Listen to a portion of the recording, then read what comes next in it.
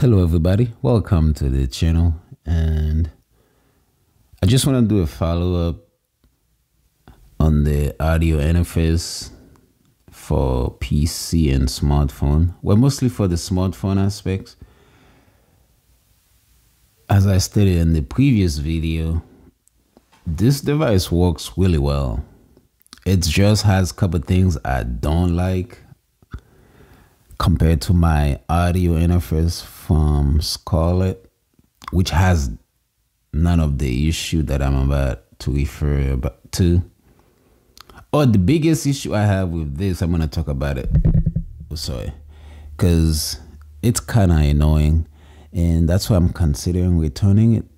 Get a different one to see if I face the same thing. But I'm going to talk about a couple things first.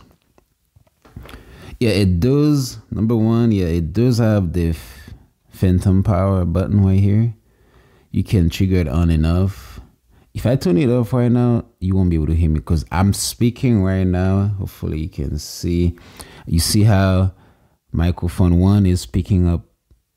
That's because my mic is connected right now on channel 1.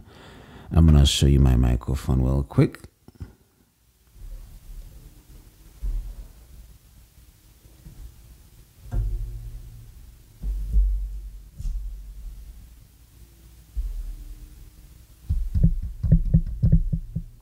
So, as you guys can see, so y'all know I'm not making this up.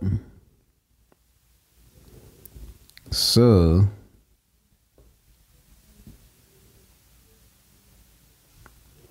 all right. Anyways, and yeah, I like that it has the phantom power right below that. That's a plus. Another plus, I like the reverb option. Is really accessible over here. So to switch, like to reverb, stuff like that.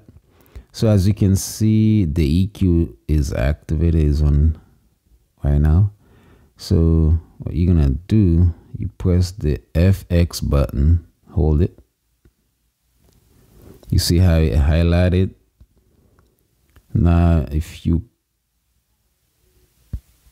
press and hold on again, now it goes to reverb. Reverb is highlighted.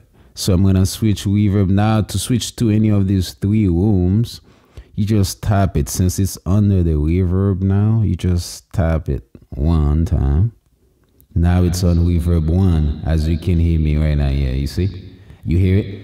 And I can hear it on my headphone. So this one right here, this cable is for my headphone. That's how I'm able to listen to it. Another plus, yeah, you can use this knob right here to control the live playback, or you can put it mix, like if you're playing an instrument, you want to listen to both the instruments on the headphone and listen like to yourself speaking on channel 1. You can put it in halfway to control that, or you can choose which one you want to control. But I want to put it back to the headphone. So, okay, now I can hear myself. And I'm going to,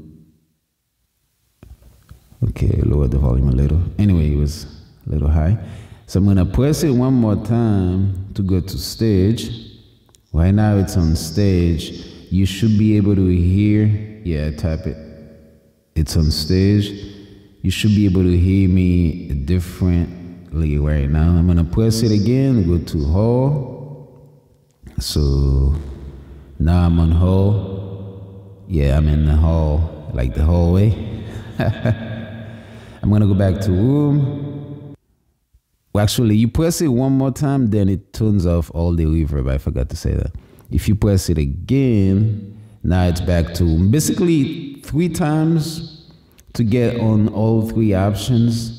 And then the 4th time to turn it off, like it's all, I already pressed it 1, so 2, 3. On the 4th one, it's gonna turn off all the reverb.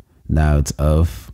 Now to switch back to EQ, you just hold it again for like a couple seconds. I'd say 2 seconds. Now I switch back to EQ, as you can see. So I'm on EQ right now. So that's another plus I like. I do not like the noise option for example, I understand it cuts noise out for you, but the way it cuts it, it's like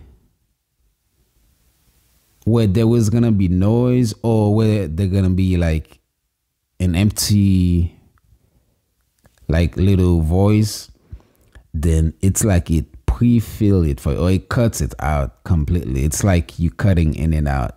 But that's mostly on number 2, I believe. So let me try it out so I can show you. So the noise 1, I'm gonna activate it right now. So right now the noise is activated. See, it kind of cut off when I stopped talking. In a way, it's good, but I tested it where I tried it on number 1 and number 2. If you don't talk consistently without stopping or pausing, then it's like something cutting in and out. Stopping, go, stopping, go, stopping, go, stopping, go. And it's annoying when I was listening to it. So I can hear it doing it on the headphone. So as of right now, 1 is not too bad, but number 2 is the worst one.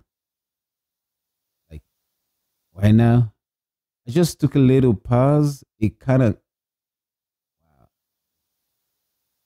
I turned it off because I just took a little pause. I was saying I took a little pause.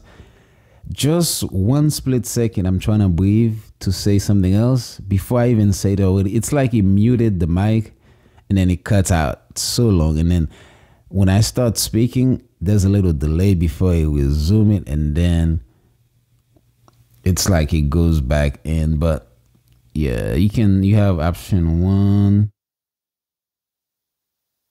and 2. But I tune it off. I don't like the noise. It might be for you, but it's not for me. I don't like it. So that's one of the options I don't like. The mute, I never really used the mute, but let me see. I'm gonna see what it does. Mute. So basically the mute cuts off all sound from the channel. So basically that's what it does. Okay. That's about that. And also a plus I like is whatever channel you have the phantom power on or the instrument on, it shows you at the top. So if I turn on phantom power on channel number 2, you should see highlighted for that too. You see, that's a plus. The same for the instrument. That's a plus. So next thing I really don't like about this, that's my number 1 reason I'm returning this most likely, is both channels are super sensitive, like extremely sensitive. And what I mean is right now I put it on instrument because if I leave it on normal and then I put the volume to, like, let's say I put it all the way to 0, it still captures what I'm saying. I'm going to test it with you. I'm going to lower the volume because I'm going to talk to you guys about my next thing I don't like.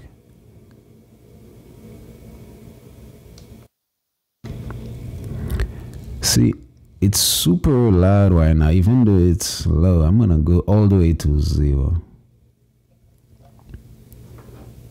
As you can see, I cannot tune the knob no longer. It's all the way to 0. As you can see, I'll show you an example. If I go like this, that means I can tune it the opposite. But once you reach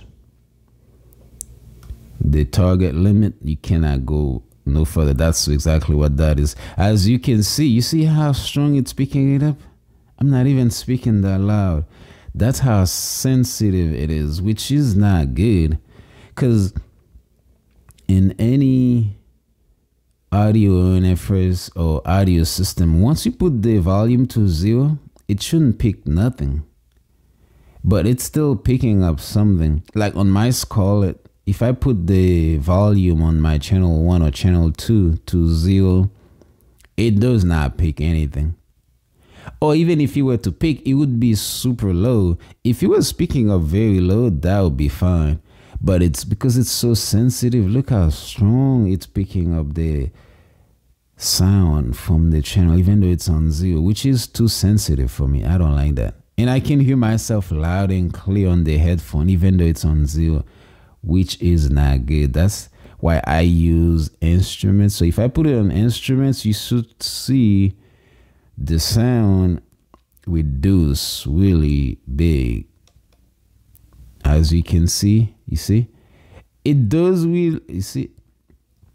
Oh, actually, oh, it's not activated because it's not highlighted at the top. Let me make sure. So as of right now, it's super low. It's super low. I can barely hear myself.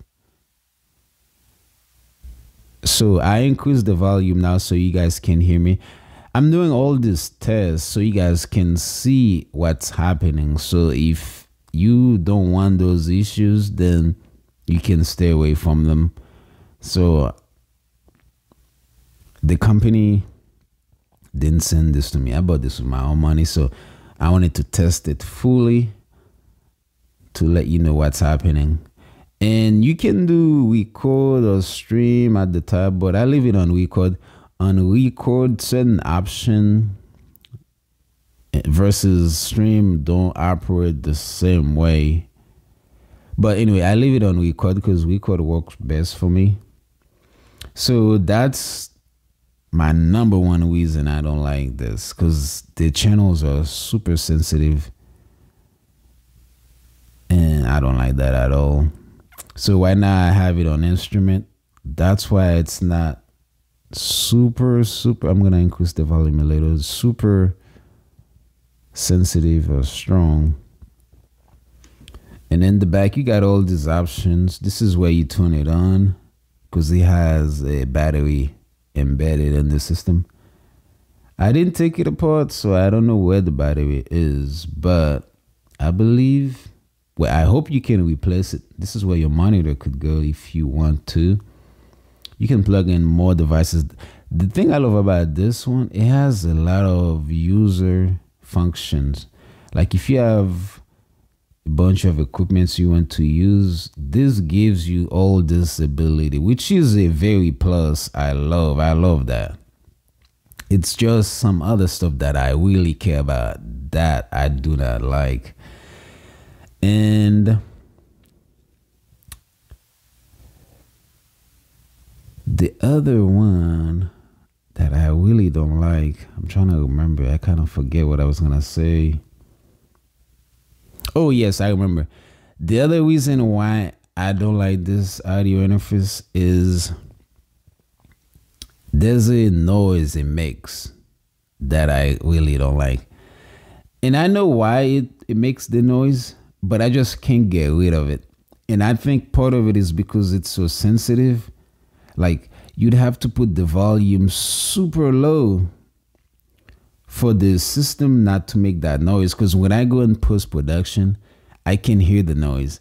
And if you watch or if you listen to this audio, try to increase your volume high.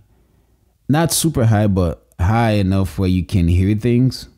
You will hear there's like a noise. It's like, you remember back in the days when you were watching TV and there's no signal. It's like a dead signal. There's that weird sound. That's exactly what's happening. And I look at the manual. I cannot find nothing.